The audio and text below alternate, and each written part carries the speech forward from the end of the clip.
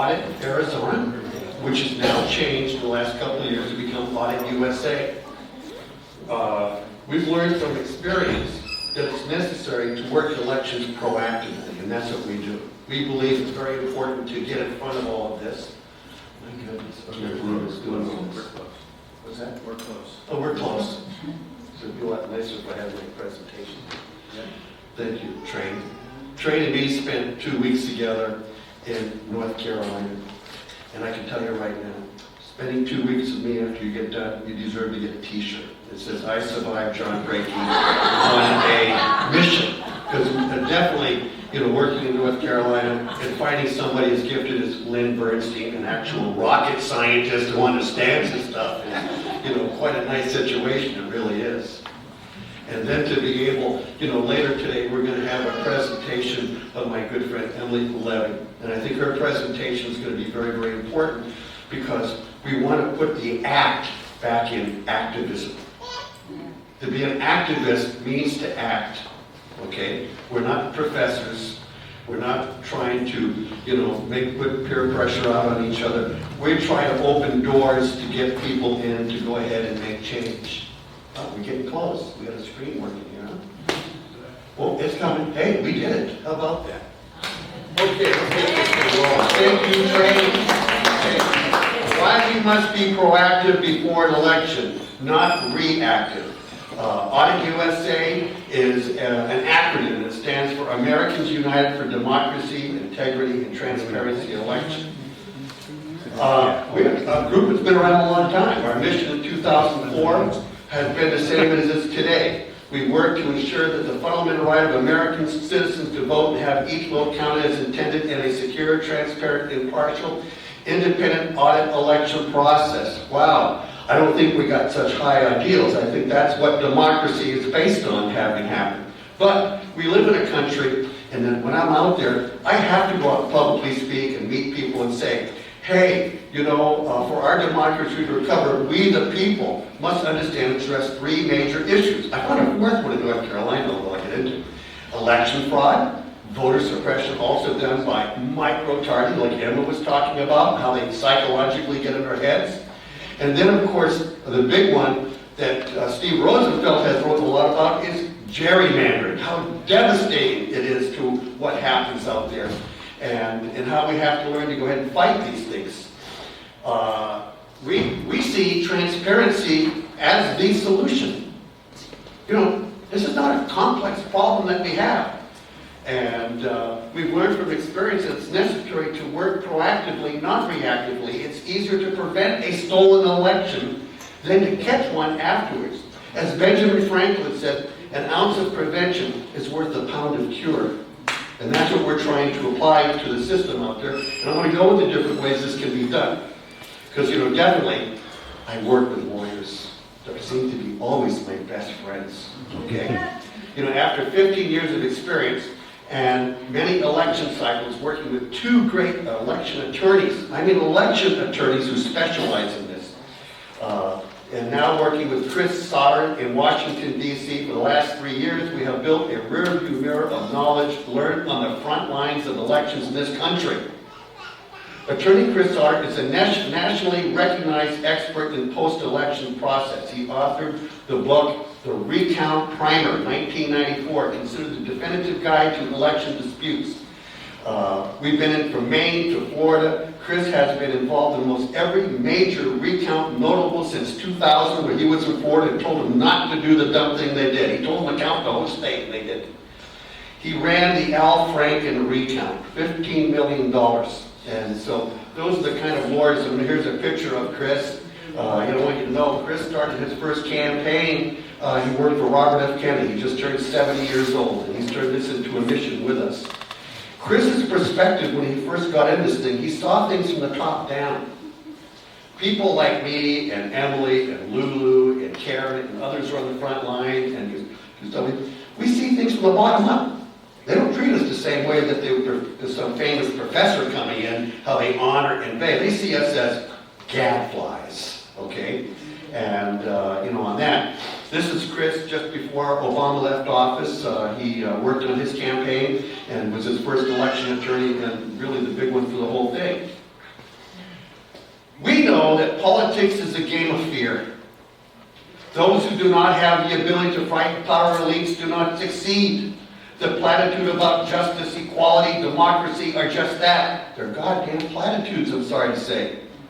Only when the ruling elites become worried about survival do they react. Appealing to the better nature of the powerful is useless. They don't have one. Chris Hedges, he's right on. We're no good unless they can look at it and say, oh gee, file a records request. If we don't answer, he's going to sue. Chris will not let me file a records request. He has me file it through other people. Because when we file it, it means we got a target on you, and we're coming after you. And we have a target on Florida. We're getting ready to file litigation in Florida again our second time. We got half the state preserving ballot images, the other half are destroying it. When I go into a state, and I work with, well, we mainly do four things when we go into a state. We investigate. After we got all the answers by putting a track condition report, then we educate, and then we advocate. And when I advocate, I usually put a little bit in of agitation.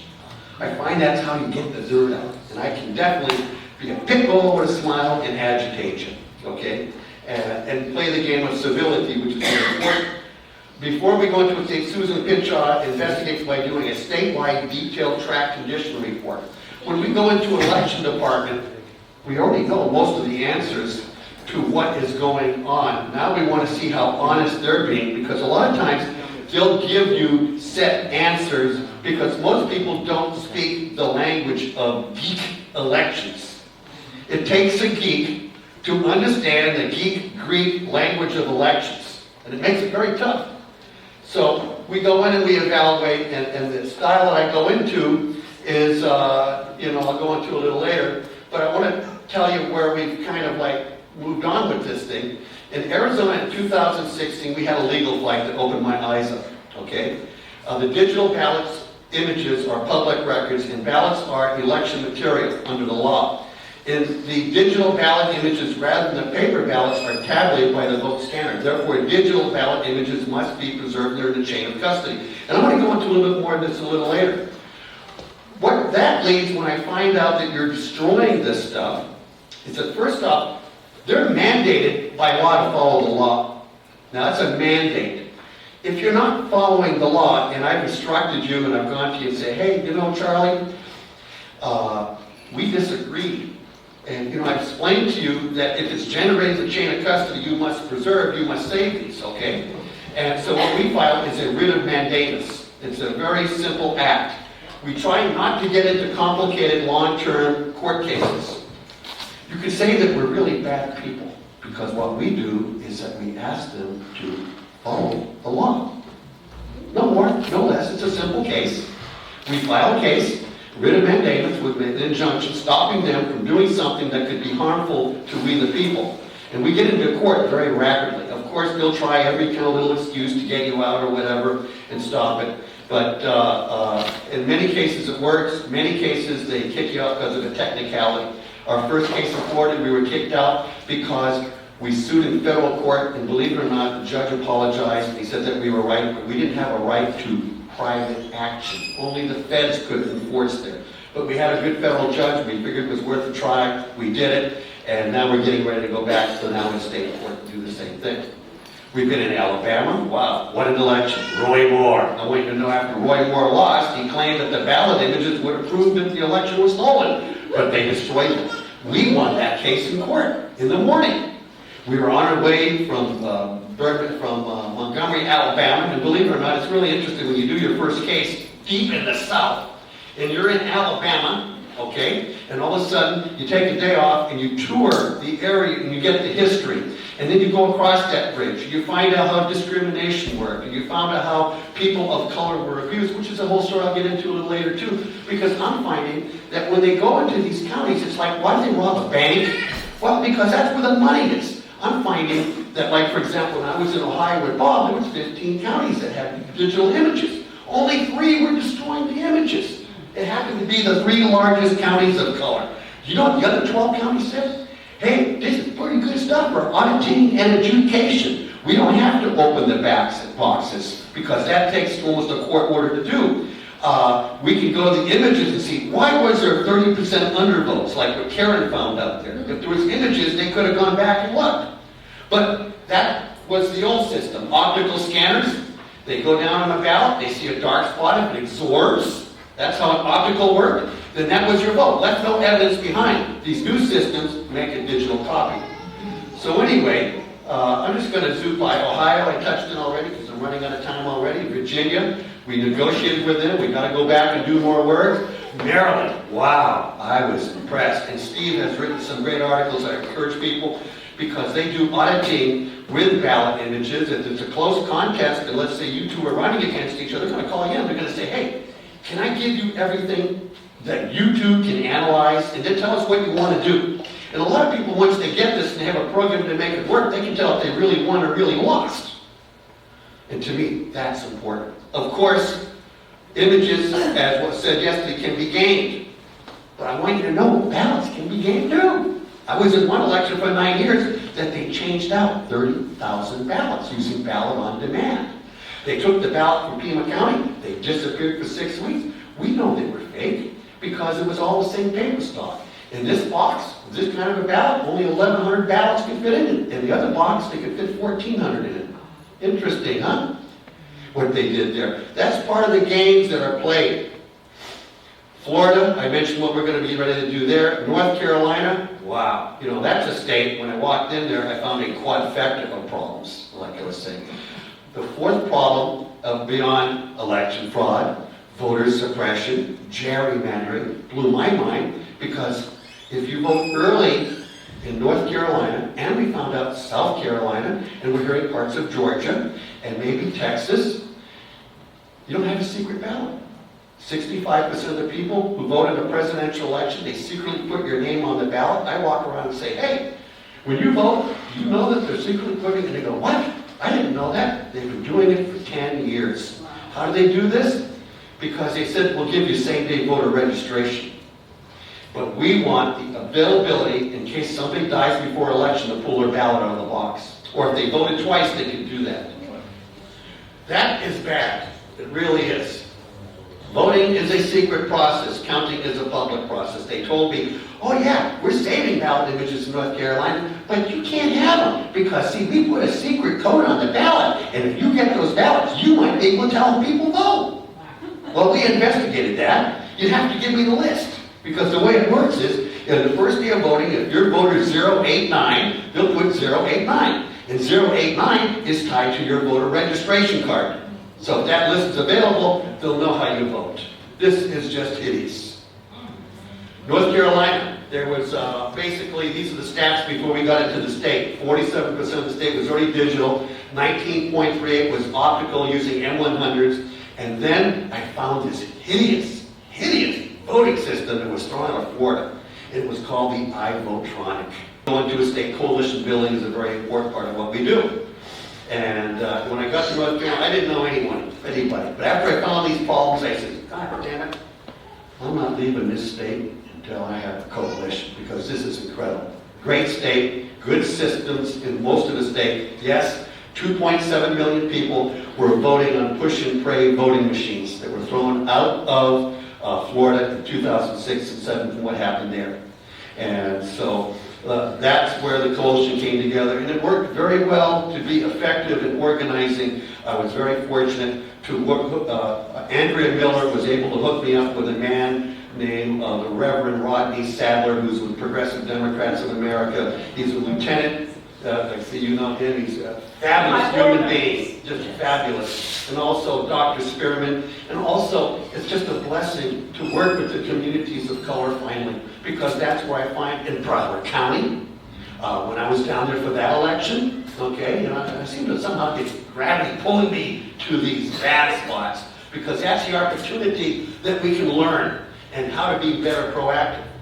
But what it really leads to is cynicism. And that's why this slide, we're jumping now to another subject, is that if not voting was a presidential candidate in 2016, they would have won by a landslide. Sadly, that's a very bad situation, okay? I think it's going to be a bigger turnout in 2020, but of course they're going to have ways to be able to stop. But when you think about it, when I accuse a lot of people who don't vote of belonging to what I call the Mark Twain Party. Now, what? Mark Twain Party?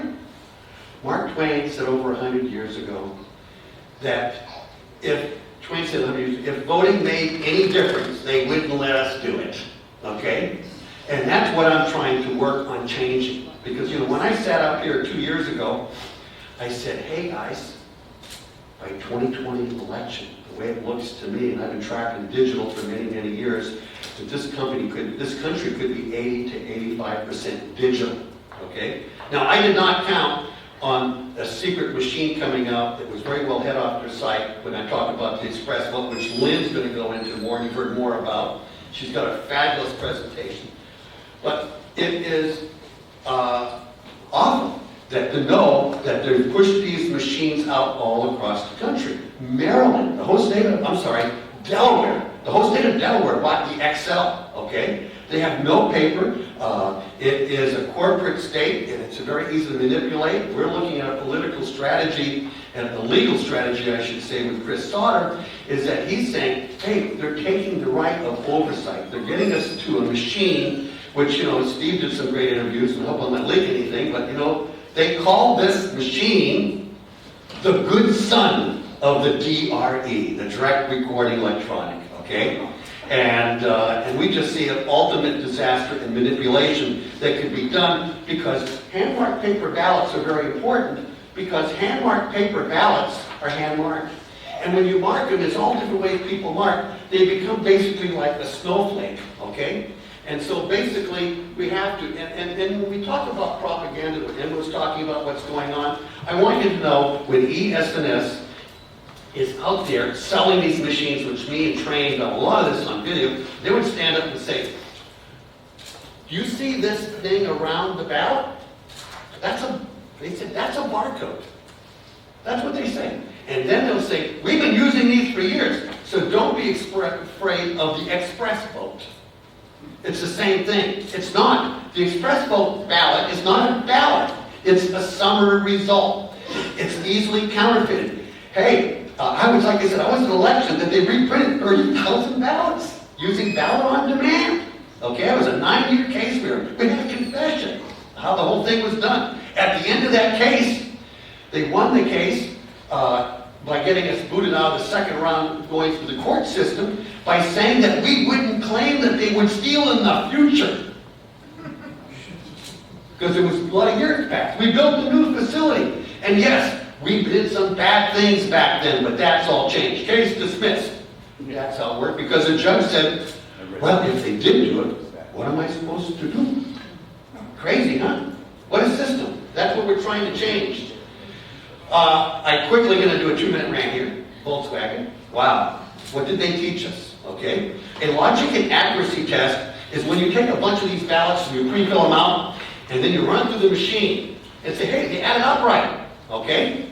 Well, Volkswagen invented a computer, and it sold, in this country, 580,000 cars, and I want you to know they passed emissions maybe 1.5 million, 2 million times over 10 years. Okay? And I want you to know that when these cars went in there, it plugged in, the computer knew that it was being tested. And it changed the timing on the engine and turned on the pollution controls. And it didn't cheat by 40%. It didn't cheat by 80%. It was 40 times over the limit.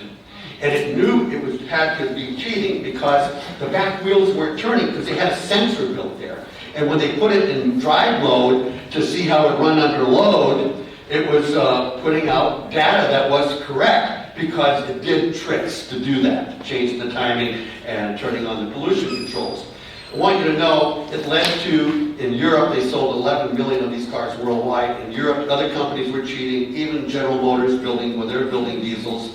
And 72,000 people are dying prematurely. Volkswagen became the world's largest company, built a car company for a while, built on a lie. They claimed their car was better than the Prius. All of that stuff's there. Google it. It's fascinating. You know, between what Benny Smith helped me understand, fraction magic, and Volkswagen showed me how we can fool the logic and accuracy, because when I go into these election departments, I say to them, hi, My name's John Brakey. I'm here because I want to help more people to vote, because people are becoming very cynical and they don't believe elections are real. That's my approach when I go in there. And I get a very good response because they see that their county elections are down to 30, 40%, their city elections are down to 8 to 12%, because like I said, a lot of people believe it doesn't really matter. And that's what we're trying to change.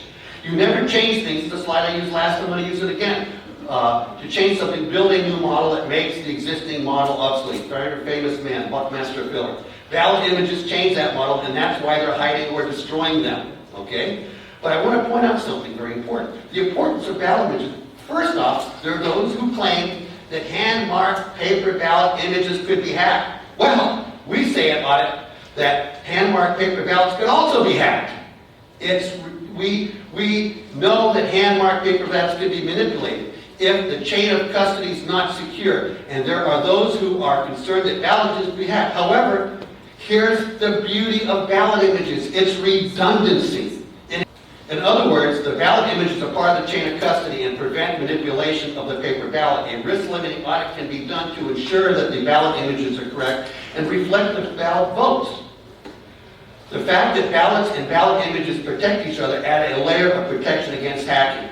My attorney and best friend, Bill Reisman, attorney for 50 years, an activist attorney, very well known in Arizona. Ballot images in most states are being destroyed because they're protecting the right to cheat now in future elections. We claim that ballot images are being destroyed because it's very hard to get at paper ballots. And thank you, Arlene. And what we have to do is to take away their impunity. How do we do that? Don't let them destroy them. File records requests. And we're going to be leading a campaign only really in swing states, if we can find the additional financing to do that, to be able to prevent that. As to the illegal destruction, I think this is really important. Some people like to say, hey, these ballot images are transient. They mean nothing. What the heck are you talking about? In summary, deleting ballot images significantly undermines the integrity of the election system that derives all its tabulation data from the images. What? Do you mean to tell me this ballot goes into the machine? It doesn't count the ballot? It counts the picture? Oh my God, that's a federal law now. Because if it's generated in the chain of custody, it can't be destroyed. So what am I doing? I'm filing mandamuses in states after I investigate. And I ask the judge, Your Honor, could you please order these people to follow the law? I'm a terrible person, aren't I? I mean, you know, it's pretty pathetic when you have to do this to remind it.